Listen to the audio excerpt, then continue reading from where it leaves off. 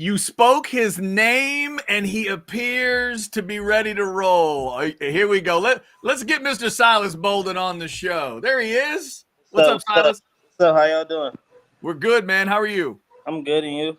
Man, we're doing well. You know, Jeff said you were going to be right on time. Yeah, of course. He had every bit of faith in you, and you were early. Yeah. No, you're right. He's a minute early, Chad. If you're not early, you're not on time. Silas, I told him, I said, every time I send Silas a message, he gets back with me right away.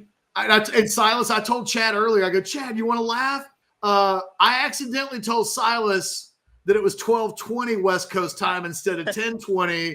And I was like, but it's okay. He got back with me right away and told me we could make it work out. That story wouldn't have been as funny had you not been as readily available today as you are. Silas, let's start here. Tell us about how this happened. How did you end up at Texas? Obviously, we followed your recruitment from the day that we knew that you were looking at Texas. Mm-hmm. But from your vantage point, we're here. How did it happen? All right, so I hit the portal, I think, like the day before it closed. So that happened, and then a whole bunch of schools hit me up. So I'm like, okay, so first I had my main choices were Arizona, Washington, and SC at first. And I always had the back of my mind, like, if Texas offered me, like, that's where I want to go. So I guess I told my dad, and he had some friend that has some people at Texas. And then they finally reached out and offered me. I'm like, oh, yeah, this the one. So I took my visit. And then I got home. I'm like, yeah, I'm committing. So that's just how it went. So, Silas, in terms of Texas, it sounds like you didn't have a direct connection going into it. And you said if you had that interest, what was it about Texas that would have had your interest? And for people that don't know, you went to high school out in California. Mm-hmm. And so you mentioned some of those West Coast schools. What was it about Texas that had your interest a little bit to make you think, hey, that could be the place? Well, my mom's originally from Texas, and I've been to Texas plenty of times, just not often. So I know what Texas has in store for me. So as soon as I got that Texas offer and the brand of football Texas plays, and having the chance to go to a national championship really was something I wanted to do. And Texas is the best place for me to do that. Silas, obviously Texas goes into the portal. Sarkisian did a press conference yesterday on National Signing Day on a day where nobody signed for Texas. And so the wide receiver position came up, and he mentioned after Adonai Mitchell goes pro, after Xavier Worthy goes pro, and then after a few guys also went into the portal, they were stripped pretty bare. They had 3 second-year players all scheduled to come back, but then that was it. How did they approach? Like, did they tell you the same thing he told us, which is like, man, we need some wide receivers? Or because you're an older guy and you're not necessarily 2, 3, 4 years of eligibility left, was the sales pitch slightly different, knowing that you're not necessarily coming here to do anything other than perform in your one season right away? I mean, no, that's kind of what he stated in his interview. They showed that pitch to me like we have 7 freshman receivers coming back, and we want some veteran leadership in the room, and that's where I came into play. Silas, we got a super chat from one of our viewers here. $9.99. Thank you, South End Zone Queen. Welcome home, Silas. Tell us about the team's culture from the outside looking in. How Sark handles recruiting visits and pitches. So once you got on campus, talk to us about what stood out to you. Was it Sark right at the beginning? Was it someone else? Like, how did all that go? Well, I got there, and Kendall picked me up. She's like one of the recruiting people that they have. And then I went up. It's like I went in the facility, and then like everybody greeted me, and I was like it feels like family as soon as I even stepped on there. So that kind of would also put Texas over the edge. It was a family environment. Like, it seemed like I already been there before, even though it was my first day out there, really interacting with the coaches. And Coach Sark always, his picture was basically just you're gonna have a chance to compete and compete with the best, and that's just really what it was. Silas, I don't know if you know this, but I am president. I have taken over all of the control of the Silas Baldin fan club. It's me. I'm the president. If you need to know who's in control of the fan club, it's me. Okay. Because I watched your video. Yeah. I looked at your numbers and I was like, Jesus, man. every ranked team that you guys played for last year, you showed up and you either scored or you had 5 or 6 catches or somewhere between 60 and 80 yards. And I mean, every single week you're showing up, you're producing. You don't have off games, it doesn't seem like. I mean, you show up and put in the work and contribute every week. And I've been trying to tell Texas fans, like, I don't think you guys know how good Silas is, that this guy shows up as one of the best receivers in the Pac-12. That's what Texas is getting from. Tell Texas fans who didn't watch Oregon State play last year and don't know the work that you put in. Yeah. Tell them who Silas Baldin is as a player. And by the way, Chad compared you to Steve Smith. Is that low? That's honestly the first time I heard that, but nah, I like that comparison. Okay. I got compared to my brother, Hollywood Brown, people of that nature, like fast people. For me, I think my comparison is right now probably like Tank Dell and Zay Flowers. That's kind of who I would think my game's modeled after. People who could get in and out of their base, run fast. They're not the biggest, but they're going to make plays. And for those fans that, have their doubts about me coming to Texas, you just have to put on the film and watch it yourself. I know I might have not went for 1,000, but I couldn't. It was just the way our offense was set up. I had to. It was through me and Gould and Josiah Irish, as well as our tight end Jack Velling. So sharing is nothing I have a problem with. So y'all just gonna have to see in 2024 what I have in store. That's all I got to say.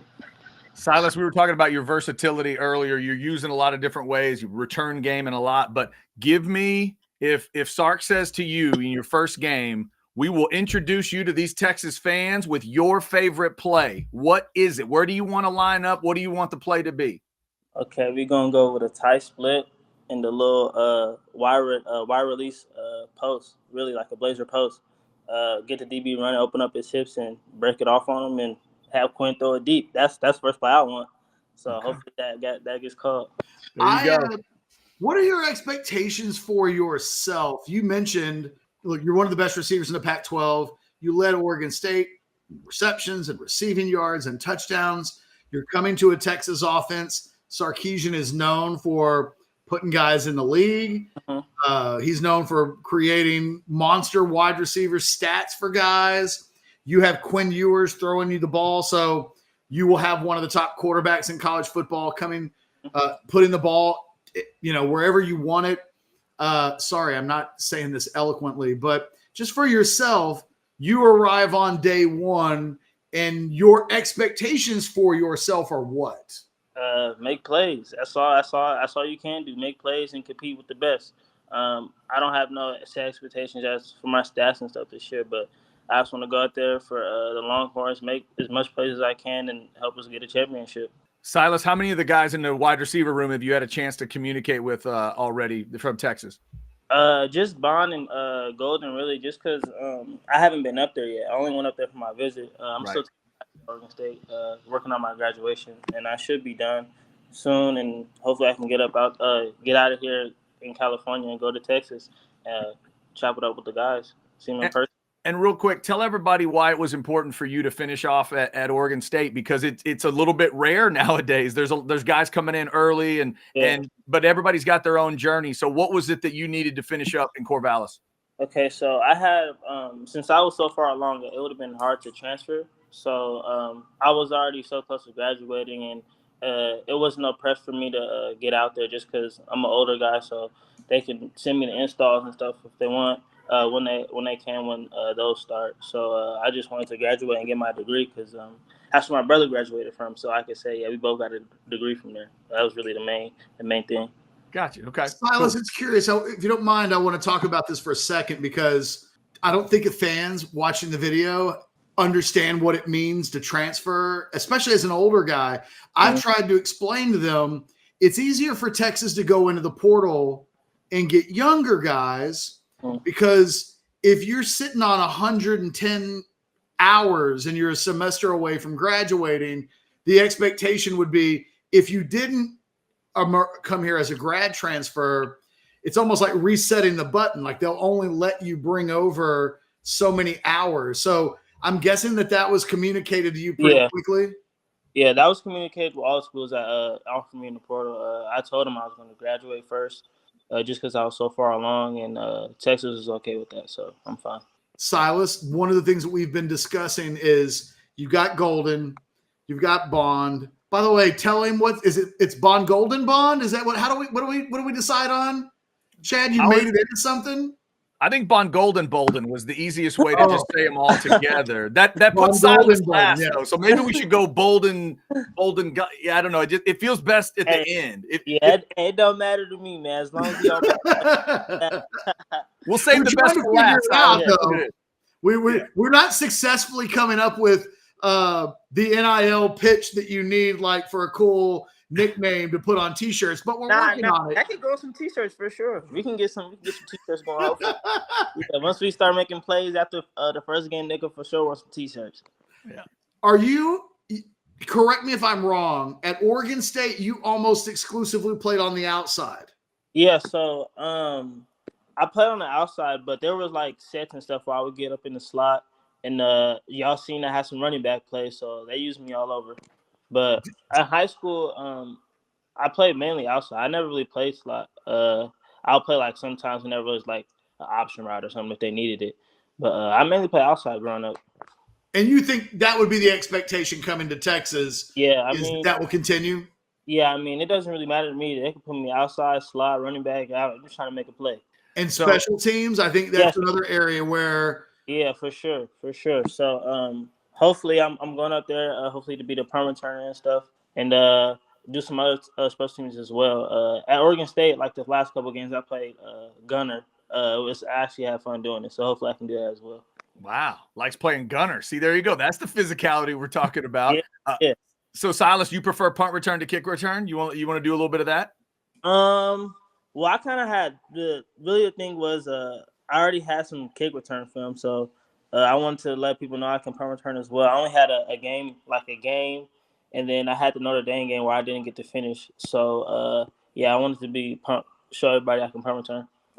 Nice. How involved was Quinn Ewers in the recruitment at all? I know you had a chance to talk to Isaiah and Matthew because of the timing of your visit. You didn't get a chance to meet everybody. Have you had a chance to talk to the quarterback yet? Yeah, I talked to Quinn. We chopped it up a couple times, but they've been busy. So like, I'm not. It's all good. I already know it's a business mindset, so I'm not tripping. I know when we get up there, we for sure gonna have conversations about what the plan is for us going forward. All right, Silas, let's let the people know a little more about you. The folks in the chat are really enjoying hearing from you. So first off, Ketch and I are both music snobs. So does music matter to you? And if so, what do you love listening to? And we are food people. So is there a food that is perfect for you? Give me the music food combo. You're listening to what, and you're going to kill some what at the same time? Okay. I don't really listen to food and music at the same time, but for y'all, I got If I'm at the house, it's for sure some spaghetti my dad made, and then we gonna jam to some old tunes, or we gonna put some Drake on or something like that, just to vibe. Now we're old, so when you say old tunes, what you think is old might be something that we listened to when we grew up, and we're gonna be offended by that. What's old? Okay, so I was born in 01. So oldies probably be considered like 80s, 90s. Yeah, that's what I was afraid of, Chad. Yeah, I'm a little on the young side of old stuff. So yeah, 90s, 80s, that's how far I'm going.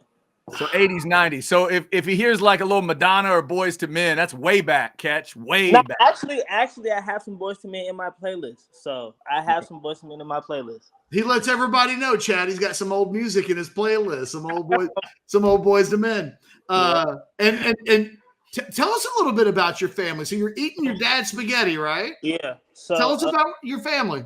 Okay, so my dad, he's a coach at Rancho Cucamonga High School. That's where I attended. He's a track coach.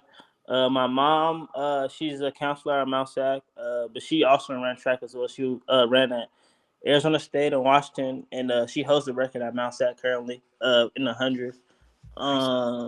My sister, she plays soccer. She went D1 too. She went to Cal and Long Beach State. And my brother Victor Baldin, he went to Oregon State, and he's currently with the UFL Birmingham Stallions, but he has some stints with the Niners, Bills, Lions, Broncos. A couple teams, and then he got signed to Houston, but some stuff happened. That's why I had to get back in the UFL. But hope he'll do some things this year again. Nice. So, mom, where's the speed come from, mom or dad? If you had to pick one and not say, both of them, it sounds like mom's got some superpowers. Yeah, I heard they was both fast, so I'm not gonna say. But my mom did run 11.2 in college, so I don't know. Okay. Well, people were asking in the chat how fast you are. So if you get on a line, you're on the line right now, what kind of speed are we talking about? I mean, junior year of high school, I ran 10.6. That's all I need to say. Oh. That's junior year. I didn't get to finish senior year. Senior year, I probably won like 10.4, 10.3. But yeah, 10.61 junior year. Okay. You know what that sounds like? That's exactly what to put that into some comparison, Chad. That's what Xavier Worthy was running as a junior. And then like he went to college early, so he didn't have that senior year. So we're always left to speculate about the junior year to the senior year. Right. You think you would have been popping 10.3 in a senior year? For sure. I came out first meet and ran like 10.9, 11 flat, first meet. So that was the first meet my senior year. I know, but the first meet last year, I ran even slower. So I know there's going to be some stuff in the store. COVID, unfortunately, canceled my season my senior year. So that's how it went. Yeah. Well, we've all been there. We're running an 11 in the first run, just getting stretched out. Yeah, it takes a while to warm up, Chad. Sure. I just came off a little football injury, little quad contusion, so you know how that is. So first meet out, I ran that, and I was like, oh yeah, I'm run fast. Oh, that's awesome. Silas, obviously, Texas is headed to the SEC. So your first year your year as a Longhorn, you're going to come in, you're going to get that new shade of orange on, and you're dealing with SEC. Georgia's coming to town. Florida's coming to town. The OU game, A&M, Arkansas, all that stuff. How excited are you? Because you said you got family connections in Texas, so you understand some of this. How excited are you for SEC? Man, I can't wait. Honestly, I never thought I was going to get a chance to play in the SEC. I just thought it was going to be Pac-12 forever. So to get the chance to play SEC, it's amazing. Watching it on TV, the Alabama game when y'all played Texas, that was crazy. The Oklahoma games is always crazy. I had a little taste of the SEC when we played Florida in 22. So that's one of my best games. So hopefully going forward, I can do that the whole time in the SEC. Nice. Is there a game you're most looking forward to? I mean, is it as simple as Georgia will be coming to town and get a piece of the dogs, or is there any of the experience of being a Texas player in the games that you'll be playing? You get to play in the first A&M game. Yeah, that's what my dad said. He said it's been like 20 years since they played each other, and I was like, dang, that's crazy. But nah, I'm looking forward to all the games. Probably the main one I'm looking forward to is probably Oklahoma and Georgia. I ain't gonna lie. Just seeing it from the outside in and how invested the fans are, and I learned that the students stay up to like 3 and wait for the lines for the Oklahoma game. So yeah, I can't wait. Yeah, and just remember, Silas, when you make that trip to Arkansas, keep your helmet on. Just keep I didn't know about. I'm looking forward to all the games.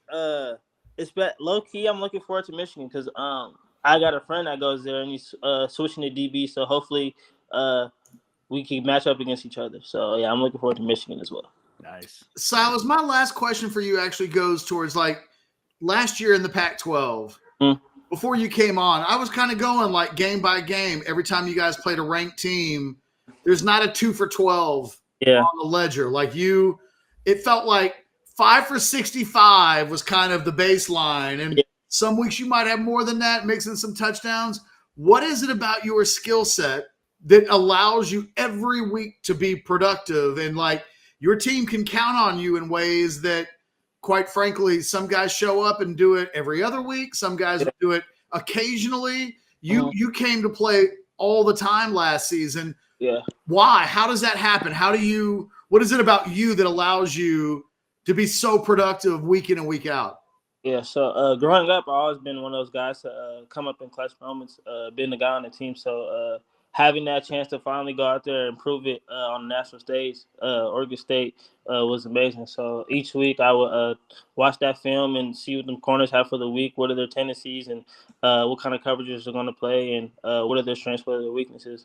So that kind of helped as well. And just having trust from the coaches to just go out there and do my thing. Like, just play fast. Mistakes gonna happen, and that's part of the game. Just go out there, play fast, and do what you know how to do. And that's what Oregon State told me to do every week. That's just what you see. Silas, let me get a Super Bowl prediction from you real quick. Chiefs or Niners? My girlfriend likes the Niners, so I'm going with the Niners. Going with the Niners. That's always good. Yeah, that's a good lesson to learn early on. That's right. You brought her on the visit, right? Yeah, I did. I thought so. I remember seeing those. I remember thinking, the thing is, I don't even know if I can say it out loud. You got to be careful because some of these moms look young these days. Maybe because I'm getting older. My mom came as well. So it was her and then my mom, and then my dad had a track meet that week, so he couldn't come. But hopefully he can get up there and see it to see what I was raving about, because we had called him on the visit and was like, yeah, Dad, just the one. Okay. What is it about the Niners that makes the girlfriend like the Niners? Is it because she's from Cali? I guess she's always liked them growing up. I guess her dad's a big fan, so that. And then I have just pictures of her wearing Niner stuff. There's pictures of me wearing Niner stuff when I was with her. So maybe it's just destined to be. So there it is. With the Niners, who y'all got?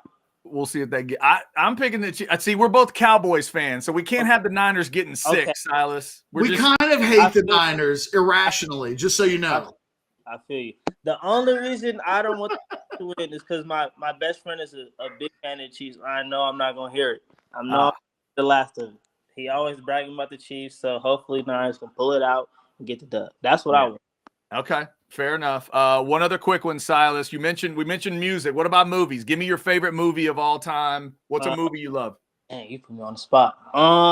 Let's see. I like Transformers, Boys in the Hood, Menace to Society. One that those old movies. Yeah, one that I'm trying to think of.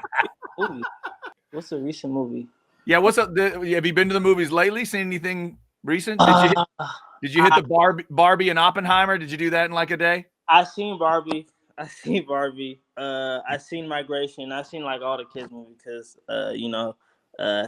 had to go see those just because somebody wants to see them. What else have I seen? I honestly can't think of no movies right now, but okay. Yeah, but Transformers for sure. That was like it was crazy because that's one of my favorite series of all time. But growing up, I was scared of Transformers. I have no idea why. Really? Okay. Well, see, we were in the age of Transformers. I was a Transformers kid. So when you say Transformers, you're talking about the original with Megan Fox and so all the way back. I watched the cartoons though. I wasn't scared of the cartoons, so I watched the cartoons, and then I don't know, maybe the live action kind of scared me, but. Nah, once I seen it, I'm like, oh yeah, this fire. I'm for sure finna watch it. So every time it comes out, I watch it. Like if it's on TV, no matter which one it is, I'm watching it. There you go. And once you see Megan Fox trying to fix that car, everything's better. I mean, you can't be scared of that, right? Suddenly, Bumblebee's his favorite character. Favorite character. I ain't gonna lie, was for sure Jazz, the first one. He was like a little silver car, but Megatron, had to, get him going, but. Jazz was my favorite person. Jazz. Silas, we really enjoyed this. Let's do this. Let's make sure, you'll be in town for the spring game? Yeah, I'm gonna try my best to get out there for the spring game, honestly. Cause wait, when's the spring game? It's in April, right? April 20. Yeah, I'm trying my best to for sure get out there. Yeah, that was my plan to get out there for the spring game. We'll contact with you. We'll stay in touch. But we'd love to have you on again before you report. But man, really appreciate the time today. It's going to be real easy for us to like you and follow you. You seem like a real good dude. Thanks for being on time, and thanks for giving us some time today, man. We really appreciate it. Anytime. Thank you, Silas. Appreciate you, man. Of course. Hook 'em.